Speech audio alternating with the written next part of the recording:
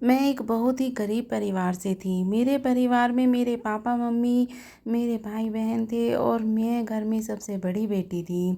दोनों भाई बहन मुझसे छोटे थे। पिताजी इतना कमा लेते थे कि हमारे घर का गुजारा हो जाता था। हम तीनों भाई बहन पढ़ रहे थे, मगर हमारी उम्र बढ़ने के साथ साथ हमारे खर्चे भी बढ़ते जा रहे थे।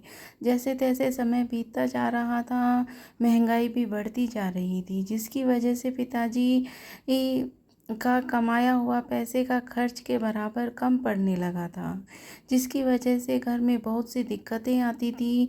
मुझे पढ़ने का बहुत शौक था, लेकिन घर में पैसों की दिक्कतों के चलते इतनी चल रही थी, इतनी तनातनी चल रही थी कि मेरे पिताजी का कहना था कि हम पढ़ाई छोड़ दें और घर पर ही बैठे, लेकिन मैं उनकी बात मानने को कभी तैयार ही नहीं होती थी। जबकि मेरी छोटी बहन, जिसका नाम सिया था, वो तो इतनी इंटेलिजेंट भी नहीं थी, फिर भी उसके नंबर अच्छे जाते थे और वह अच्छे नंबरों से पास हो जाती। तो वो तो बस अपनी पढ़ाई इसीलिए कर रही थी क्योंकि उसको लगता था कि उसकी अभी पढ़ाई की उम्र है, जबकि अभी उसे और कोई काम नहीं था, तो उससे अच्छा है कि वो पढ़ाई ही कर ली। लेकिन घर में परेशानी देखते हुए सबने पहले अपना कॉलेज जाना बंद कर दिया, जिसकी वजह से मेरे माँ बाप ने उसे बहुत सराहा था। और मैं उनकी बेटी को उनके हालात अच्छे से पता हैं, जिसकी वजह से वो बिना जिद किए ही पढ़ाई को आसानी से छोड़ बैठी है।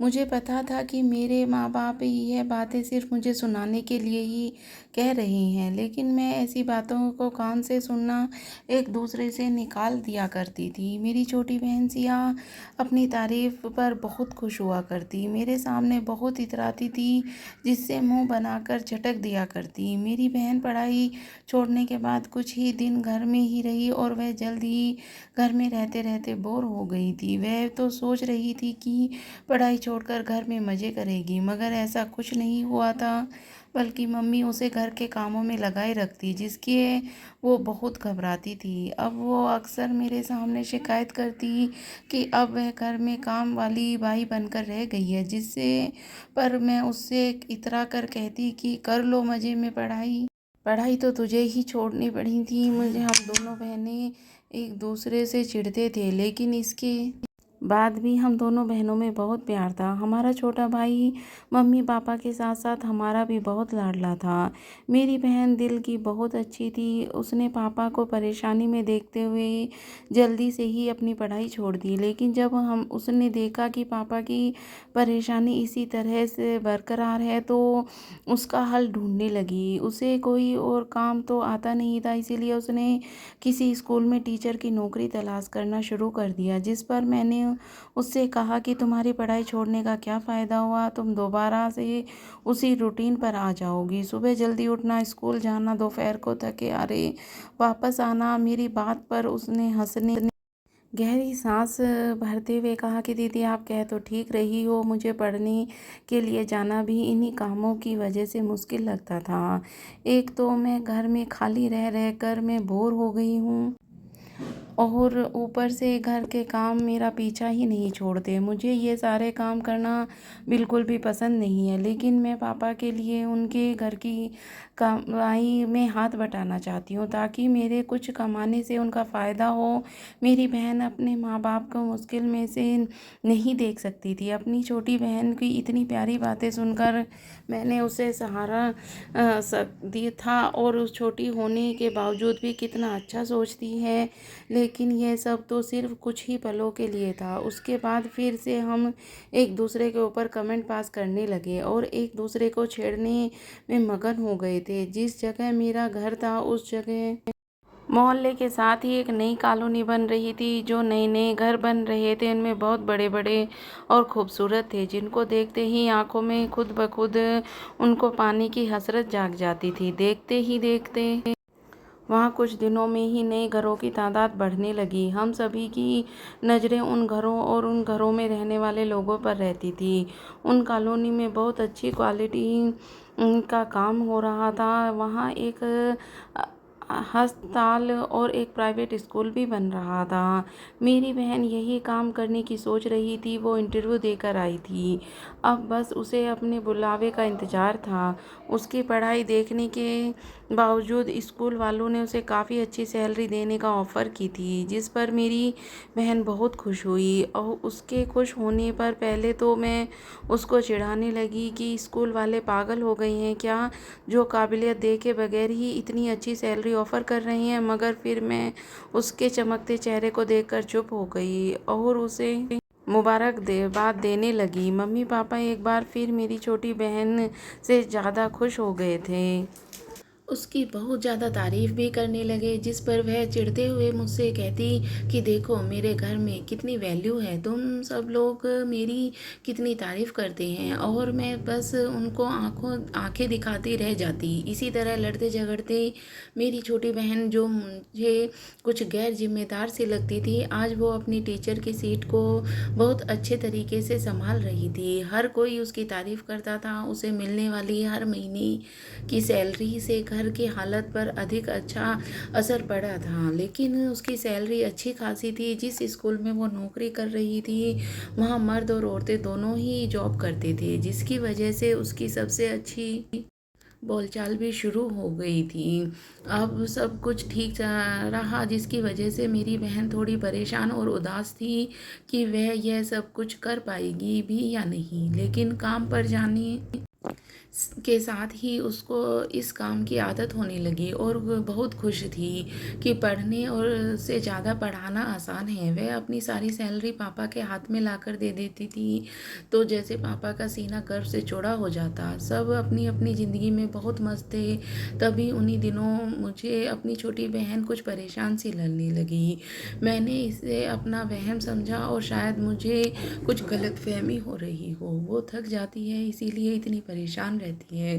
कुछ दिन तक मैंने उसके चेहरे पे परेशानी देखी, तो मैंने उससे इसकी वजह पूछी, जिस पर पहले तो वह मुझे कुछ भी बताने से हिचकिचाती रही। लेकिन फिर जैसे मैंने ज़बरदस्ती करने पर उसने मुझे बता दिया। उसकी आवाज़ भी मुझे परेशानी भरी लग रही थी। वो थोड़ी हिचकिचाहट का शिकार थी। उसने बताया कि उसके साथ जो लड़के काम करते हैं वह उन्हीं से परेशान है। वह उन्हें कुछ अच्छी आदत के नहीं लगते। वो उसकी मौजूदगी में खुद को बहुत बेचैन महसूस करती है। बस कहने के साथ ही वह यह भी कहने लगी कि पता नहीं कुछ है भी या नहीं। फिर भी वो सब कुछ ज़्यादा ही सोच रही है, यानी वो कंफ्यूज हो रही थी। मैंने उससे कहा कि ज़्यादा परेशान न हो। अगर उसे उन सब के ज़्यादा ही परेशानी हो रही है तो नौकरी छोड़ सकती है और किसी दूसरे स्कूल में नौकरी ढूंढ ले। ऐसे अपने दिमाग पर ज़्यादा जोर न डाले और इस बात का अपने दिल पर न लगाए।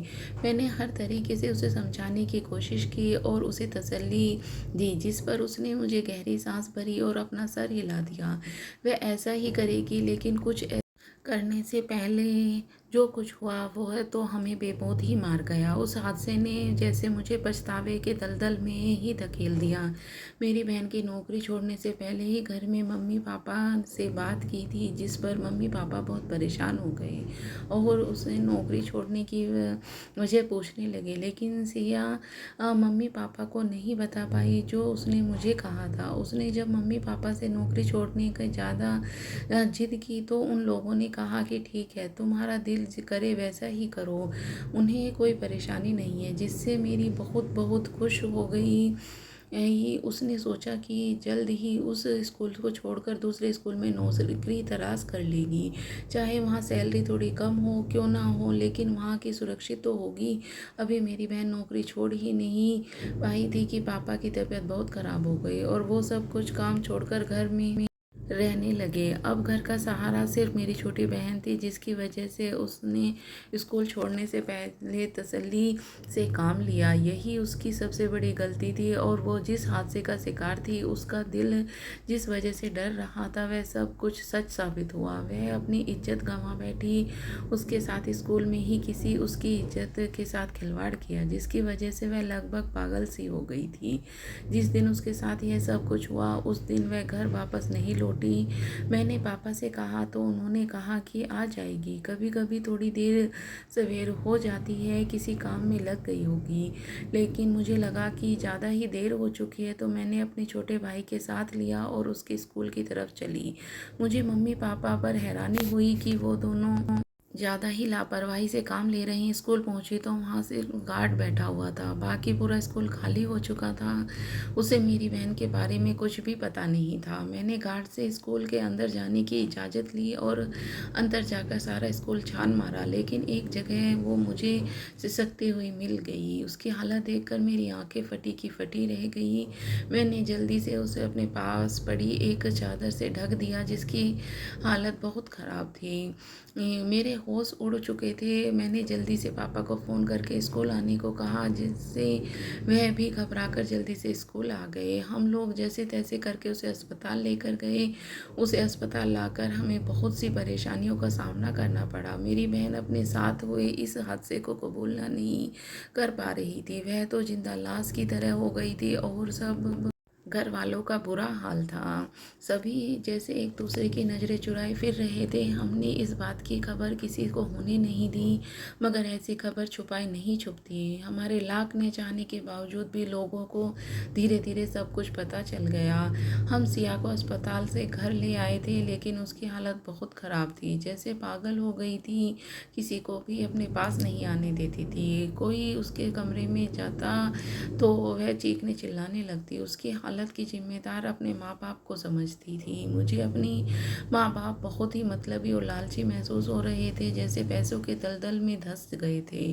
जैसे जैसे आस पास उसके लोगों ने मेरी बहन के साथ हुए हादसे के बारे में मालूम हो रहा था, वैसे ही लोगों की कड़वी कड़वी बातें बढ़ने लगी थी। हम किसी से नज़र तक मिलाने के काबिल नहीं रहे थे, बल्कि हम तो घर से बाहर निकलने के काबिल नहीं रहे थे। मम्मी पापा तो अपनी बेटी की हालत देखकर बहुत गुमसुम रहने लगे थे। पापा ने खुद को ठीक होने के बावजूद भी घर के बाहर निकलना बंद कर दिया था। वो कहीं जाकर कोई भी काम करने को तैयार नहीं थे। इससे धीरे धीरे घर में भूखे रहने की नौबत आने लगी। दूसरी तरफ मेरी बहन का इलाज भी चल रहा था, क्योंकि वह हर वक्त अपने आप को किसी न बहाने मारने की तैयारी रखती थी। कोई उसके पास रुक कर भी उसकी देखभाल नहीं कर सकता था, क्योंकि उसे किसी की मौजूदगी बर्दाश्त ही नहीं थी और सबको मारने को दौड़ती थी। इसीलिए हर वक्त नींद में रखने की कोशिश की जाती। उस अपनी बहन की हालत देखकर मैं खून के आंसू रोती थी। कुछ दिन बाद जब मेरी बहन को डॉक्टर के पास लेकर जाना था, तो मैंने पापा को इस बारे में याद दिलाया कि सिया को आज डॉक्टर के पास लेके जाना है। पापा मुझसे नज़रें चुराते हुए बोले, अब वो उसे डॉक्टर के पास नहीं लेके जाएंगे। वक्त गुजरने के साथ साथ वह खुद ही ठीक हो जाएगी। मैंने उनकी बात सुनकर सिर हिला दिया और कहा कि ठीक है, मैं खुद डॉक्टर के यहाँ पर ले जाऊँगी। पापा आगे मुझ पर गुस्सा करने लगे, लेकिन मैं जिद करके अपनी बहन को अस्पताल लेके जाने लगी। मम्मी भी मेरे साथ चलने लगी। मेरी बहन की हालत देखते ही हॉस्पिटल में एडमिट कर लिया गया। मेरी बहन किसी की भी को नहीं पहचानती थी। मुझे तो ऐसा लगता था जैसे वक्त गुजरने के साथ साथ उसकी तबीयत में सुधार होने के बजाय बल्कि और बिगड़ती जा रही है। मैं उस वक्त खुद को बहुत अकेला महसूस कर रही थी। मम्मी मेरे साथ तो थी, लेकिन मुझे ऐसा महसूस होता कि जैसे अपनी बेटी की तकलीफ़ का महसूस नहीं कर पा रही हैं। जैसे मैं अपनी बहन के दर्द को देखकर तड़प रही हूँ। उनके जज्बात मुझे अजीब से लगते थे, लेकिन मैं सोचती थी कि शायद सदमा इतना बड़ा है कि वह उसी सबसे रिएक्शन होगा। मेरी बहन घर में किसी भी मेंबर को देखती तो ज़ोर ज़ोर से चीखने लगती थी। उसको देखकर मेरी आंखों में आंसू आ जाते थे। मैं उसे अपने सीने से लगाकर तसल्ली भी नहीं दे पाती। मैं उसके साथ हूँ और वो ठीक हो जाएगी, तो हम दोनों मिलकर उसके मुजरिम को सजा देंगे। एक दिन अस्पताल में के डॉक्टर मुझे अकेले में केबिन में बुलाया और कहा कि अगर तुम अपनी बहन को बचाना चाहती हो तो इसे कहीं दूर ले जाओ, ताकि किसी की भी इस पर नज़र न पड़े। इससे अपने घर वालों से दूर रखो, वरना एक दिन ये मर जाएगी। मैं डॉक्टर की बातें सुनकर हैरान और परेशान सी हो गई कि वह यह सब कुछ क्यों कह रहे हैं। फिर मैंने सोचकर अपने दिल को तसल्ली दी कि शायद डॉक्टर मेरे माँ बाप के व्यवहार को देखकर ये सब कह रहे होंगे। हम ज़्यादा दिन हॉस्पिटल में नहीं रुक सकते थे। लेकिन हॉस्पिटल की छुट्टी होने से पहले मम्मी मुझसे कहा कि अब वो इस तरह से घर ले जाने के लिए तैयार नहीं। मम्मी ने मुझसे कहा कि अब वो थक चुकी है सबको यह बताते बताते कि उनकी बेटी अब मर गई है। अब वो और ज़्यादा लोगों की बातें बर्दाश्त नहीं कर सकती। मम्मी की यह इस बात से मेरा दिल तो बहुत दुखा था, लेकिन मैं भी इस मामले को दबा देना चाहती थी। इसीलिए दिल पर पत्थर रखकर मैंने मम्मी की बात मान ली और उसके बाद हमने सोचा था कि रात को सिया को घर ले जाएंगे और हमने वही किया। अपने प्लान के मुताबिक हम रात के अंधेरे में सिया को घर ले गए, जिसकी किसी को भी कुछ भी पता ना चल सके। और घर में जब हम भूखे रहने की नौबत आ गई तो पापा ने इस तरह बिल्कुल भी ध्यान नहीं दिया। तो मैंने कहा कि मैं कोई और काम कर लेती हूँ, जिसकी वजह से पापा ने मुझे सख्ती से मना कर दिया और दूसरे ही दिन खुद काम पर जाने लगे। दूसरी तरफ मेरी बहन को कमरे में बंद कर दिया गया था और कोई भी उसके साथ पास नहीं जाता था। मुझे लगता था कि हमने जो झूठी खबर लोगों को दी है एक दिन वह सच साबित हो जाएगी, क्योंकि सिया की हालत कुछ ऐसी ही हो गई थी कि मुझे उसके घर के माहौल से बहुत डर लगने लगा था। सब कुछ बहुत अजीब सा लगता था। मेरे मम्मी पापा मुझे पराये से लगने लगे थे। मैं खुद को अकेला महसूस करने लगी थी। मुझे लगता कि मैं भी एक दिन धीरे धीरे पागल हो जाऊंगी। घर वालों का व्यवहार मेरे साथ बहुत अजीब सा हो गया था। मैं अपनी परवरिश में एक बेचैनी सी महसूस करती थी। मुझे अपने ही माँ बाप से डर लगने लगा था। मुझे ऐसा लगता था जैसे कि मैं किसी बीमारी का शिकार हो गई हूँ। मम्मी पापा से तो कुछ कहने की दिल ही नहीं करता था, क्योंकि मैं उनसे कोई बात नहीं किया करती थी। सभी अपने हिसाब से ज़िंदगी गुजार रहे थे। इसके बावजूद भी मम्मी मुझे सिया के पास नहीं जाने देती। बस यही कहती कि वो कोई नुकसान ना पहुंचा देगी। उसे खाना पीना में भी दिया करती थी। मुझे लगता था कि जैसे मेरी बहन बहरी दुनिया से ताल्लुक़ ख़त्म हो चुका है। इस बार मैंने किसी के कहे बगैर ही उसे पढ़ाई छोड़ दी और मैं इस फैसले से पछता रही थी, क्योंकि घर में मेरा वक्त नहीं गुजरता था। मुझे लगता था कि जैसे मैं डिप्रेशन का शिकार हो हूँ। उसकी हालत से घबराते हुए मैंने मम्मी पापा से बात की कि मैं दोबारा अपनी पढ़ाई शुरू करना चाहती हूँ। मेरी बात सुनकर मेरे मम्मी पापा बहुत परेशान हो गए। मैंने उनसे कहा, आप लोग परेशान मत हो, मैं बच्चों को ट्यूशन पढ़ाकर अपना खर्च निकाल लूँगी। मगर वो मेरी बात मानने को तैयार नहीं थे। मैंने उनकी राज़ी करने की हर मुमकिन कोशिश की, लेकिन वो मुझे सख्ती से मना कर चुके थे कि मैं आगे पढ़ने का ख्याल अपने दिल से और दिमाग से निकाल दूँ। मुझे ये रह रहकर अपने हालात पर दुख और गुस्सा रोना आ रहा था। हम कितना बेबस हैं कि अपने साथ हुए इतने बड़े हादसे के बाद भी मुजरिम को जानते तक नहीं। उसके गुनाह की सज़ा देना तो दूर की बात है, हम अपनी बहन को पढ़ाने क्यों नहीं जा रही। उन्होंने अपनी कोई खबर भी लेने की कोशिश नहीं की थी उसके स्कूल वालों ने। मैंने पापा से कहा कि पापा, हमें उस स्कूल टीचर पर केस करना चाहिए, पर पापा ने तो मुझे गुस्से में डांटते हुए कहा कि जुबान बंद रखो।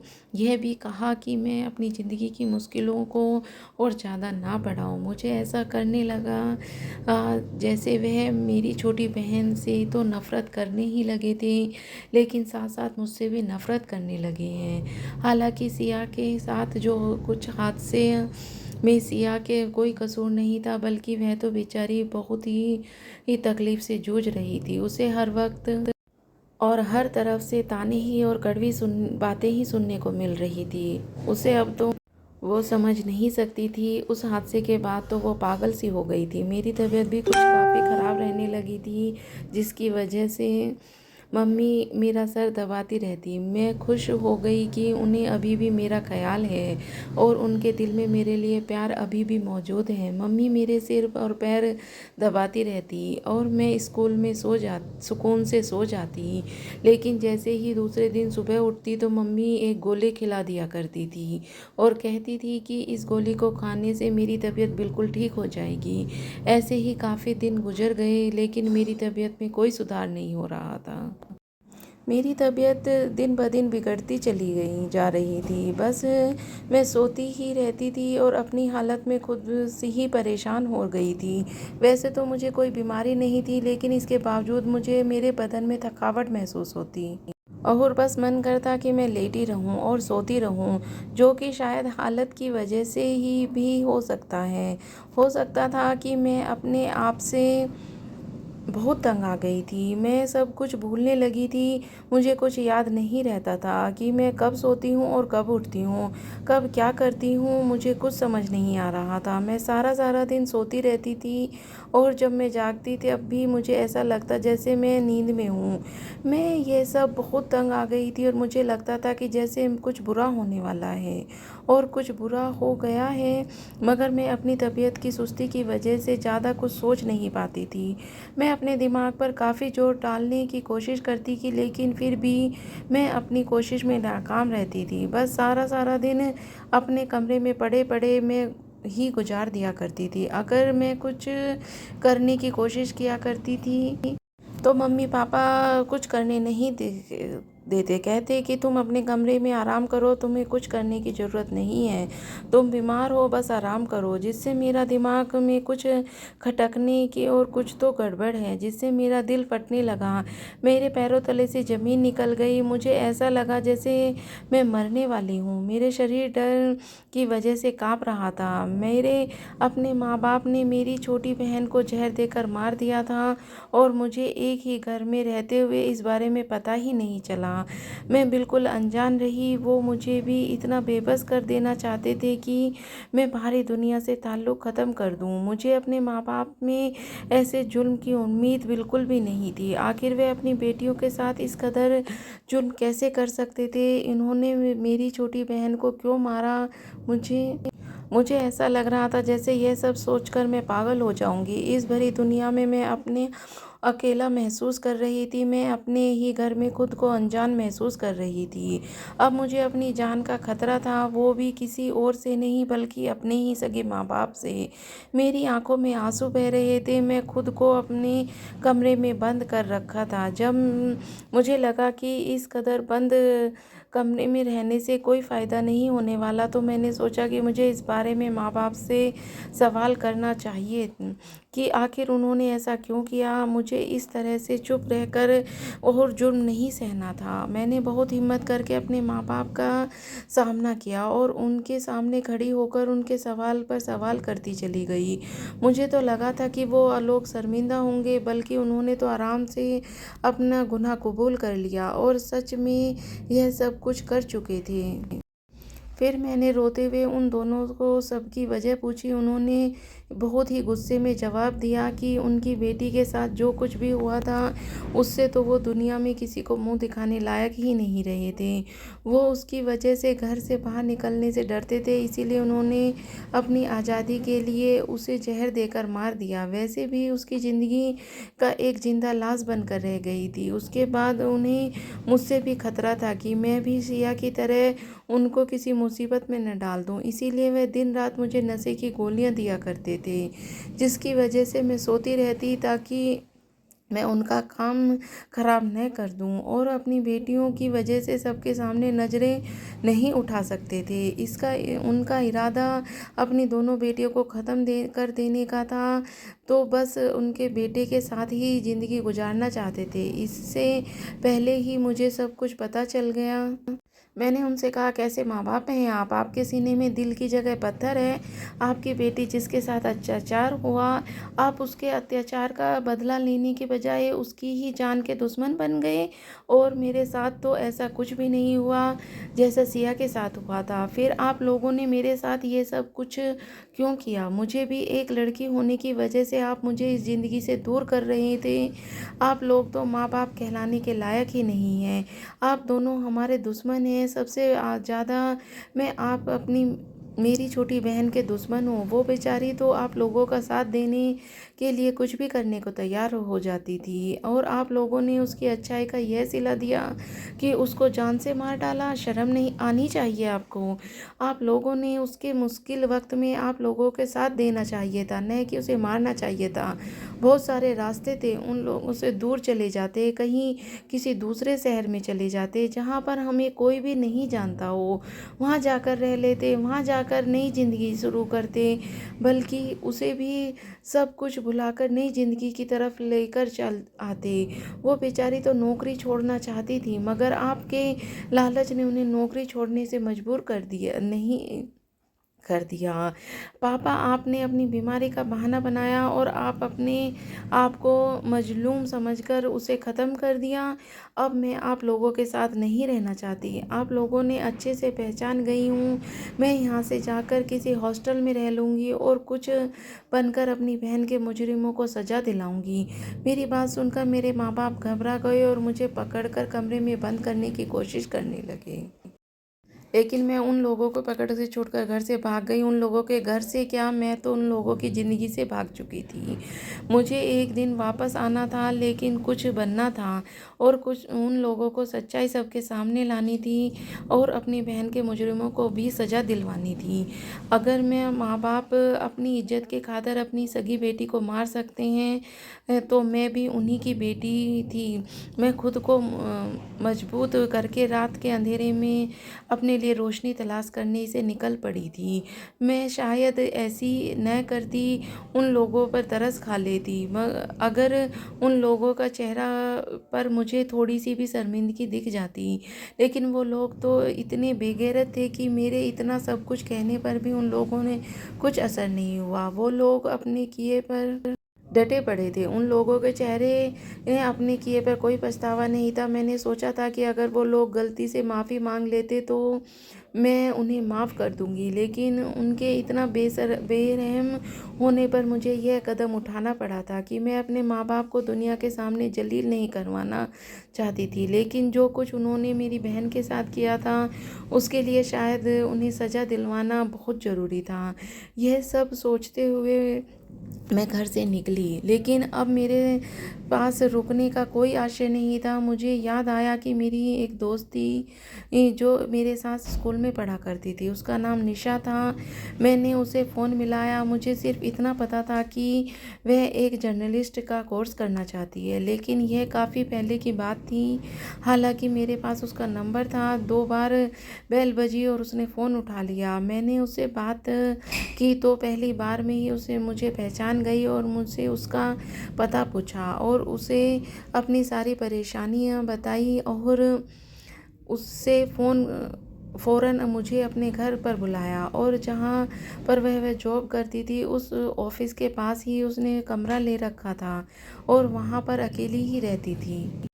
मैं वहीं पहुंची। उससे पहले मुझे खाना खिलाया और मेरे उससे अपने साथ हुई सारी वारदात बताई। यहाँ यह भी बताया कि मेरी बहन के साथ क्या क्या जुल्म और ज़बरदस्ती की गई। यह सब सुनने के बाद उसने मुझसे कहा कि मैं तुम्हारी मदद ज़रूर करूँगी। उसका कोई दोस्त राजेश पुलिस ऑफिसर था। वह अगली सुबह मुझे राजेश के पास ले गई। मैंने राजेश के सामने बैठकर सारी बात बताई। राजेश ने फ़ौरन ही अपने साथियों के साथ लेकर मेरे घर पर धावा बोल दिया। मेरे माँ बाप के द्वारा दिए गए बयान की वजह से अरेस्ट किया गया। उसके बाद राजेश ने अपने बड़े अफसरों से बात की और एक स्कूल बाहरी पुलिस का दस्ता बुलाकर उसी स्कूल पर रेड डाली। उस स्कूल के सारे आरोपी टीचर्स के जेल के सलाखों के पीछे डाल दिया गया और कुछ कार्रवाई के बाद स्कूल को पूरी तरह से बंद कर दिया गया। मेरे माँ बाप को भी मेरी बहन को मारने और मुझे मारने की कोशिश करने के जुर्म पे 10 साल की सज़ा हुई। हालांकि अब इस बात को हुए काफ़ी वक्त गुजर चुका है, लेकिन जो कुछ भी मेरे साथ घटा था मैं उससे पूरी तरह से नहीं निकल पाई हूँ और कोशिश कर रही हूँ अपनी ज़िंदगी को आगे बढ़ाकर कुछ अच्छा करने की।